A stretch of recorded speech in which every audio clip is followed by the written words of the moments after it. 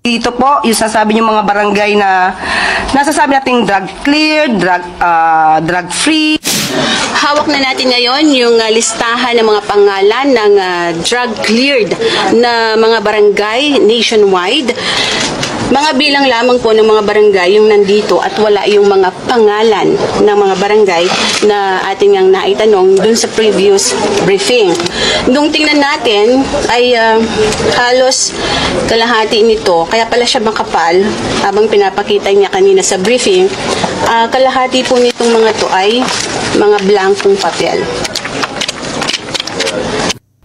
Mula July 1, 2022 hanggang May 31, 2025, umabot na sa 4,027 barangays ang naideklarang cleared sa illegal drugs. Good morning po, Yusek. Kaugnay po nung binanggit ninyo about illegal drugs, ano po.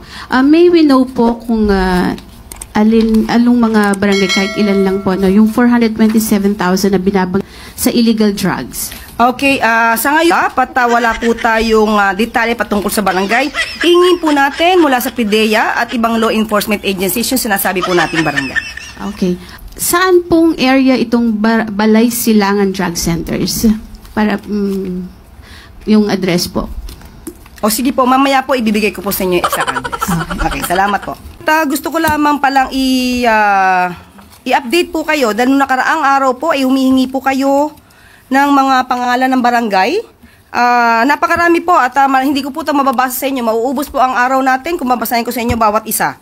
So ibibigay ko na lamang sa inyong opisyal itong mga kopya. Nandito po yung sasabi niyo mga barangay na nasasabi nating drug clear, drug free. So ibibigay ko po sa inyo ang summary dahil ngayon lamang po binigay sa atin ng PIDEA. At ang iba mga pangalan po ng barangay ay ibibigay ko rin po sa inyo pero hindi ko po lahat masasabi.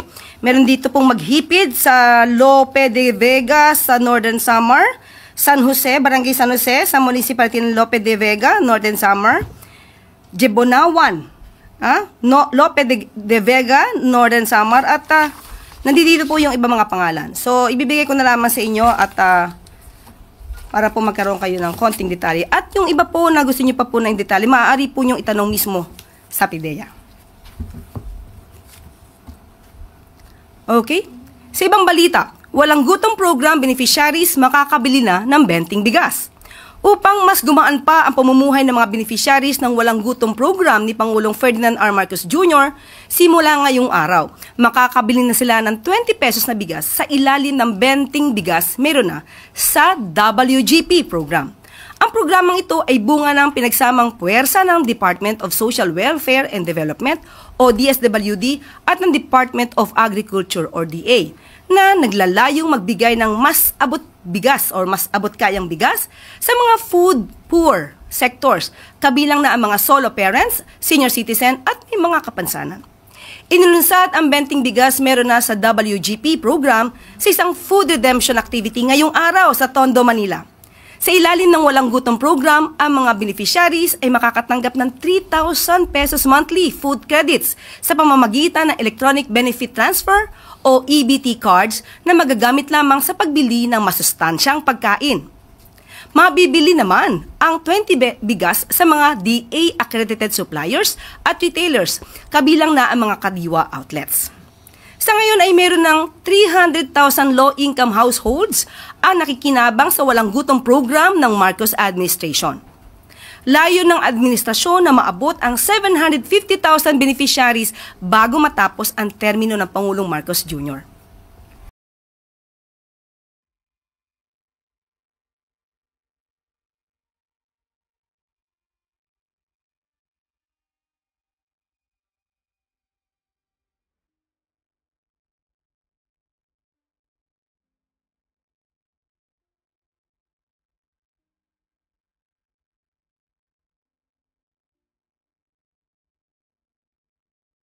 Para umo-order lang sa fast food center. Ganyang kabilis.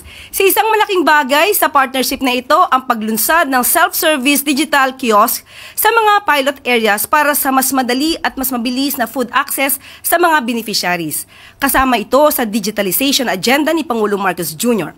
Ang mga kiosk na ito ay makakatulong sa mga beneficiaries sa mga susunod na i-redeem lang ang kanilang food credits, i-check ang kanilang transactions at i-access ang program information gamit ang QR codes or digital IDs. Maliban sa food access, layon din ang programa na palawakin ang kaalaman sa teknolohiya ng mga beneficiaries, lalo na yung mga nasa liblib na lugar. Sa kabuuan, ipinapakita sa programang ito na ang walang gutom ay hindi lamang tungkol sa ayuda. Ito ay pamumuhay sa kakayanan at kinabukasan ng bawat Pilipino upang maging mas malusog, mas matatag, at mas handa sa makabagong mundo. Baha sa Zamboanga City. Aabot sa halos 600 boxes ng family food packs ipinamahagi sa mga flood victims sa Zamboanga City. Sa utos ni Pangulong Ferdinand R. Marcos Jr. na agarang mabigyan ng tulong ang mga apektado ng baha, na mahagi ng 571 boxes of family food packs ang Department of Social Welfare and Development o DSWD sa mga pamilyang apektado ng flash floods sa barangay Pasunanca, Zamboanga City noong Sabado. Ipinag-utos agad ni Pangulong Marcos Jr. na sa DSWD na siguruhing mabigyang atensyon ang pangangailangan ng mga residente doon at siguruhing tuloy-tuloy ang suporta sa mga naapektuhan ng flash floods. Mayroon ng mahigit 100,000 food packs at 20,000 non-food items ang na-preposition sa Zamboanga para sa emergency response sa rehiyon.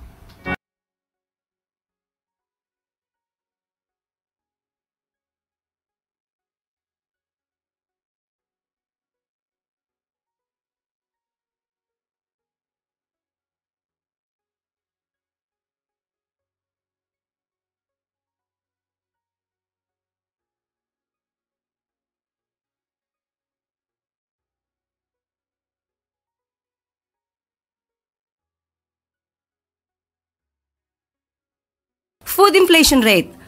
Bumagal sa 0.1% itong June ayon sa DepDev.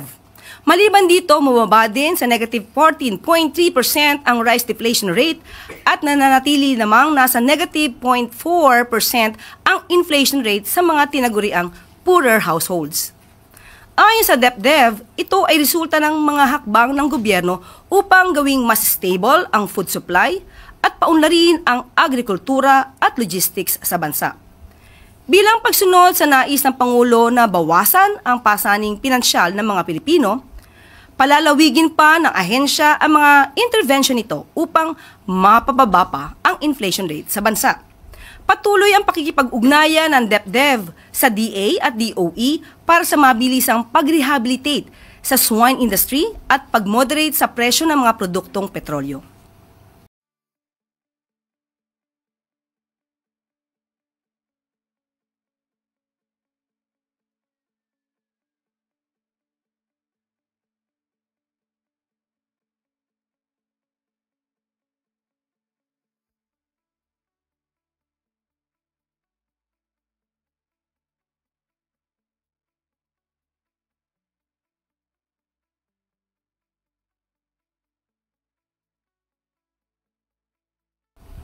At dito na po nagtatapos ang ating press briefing.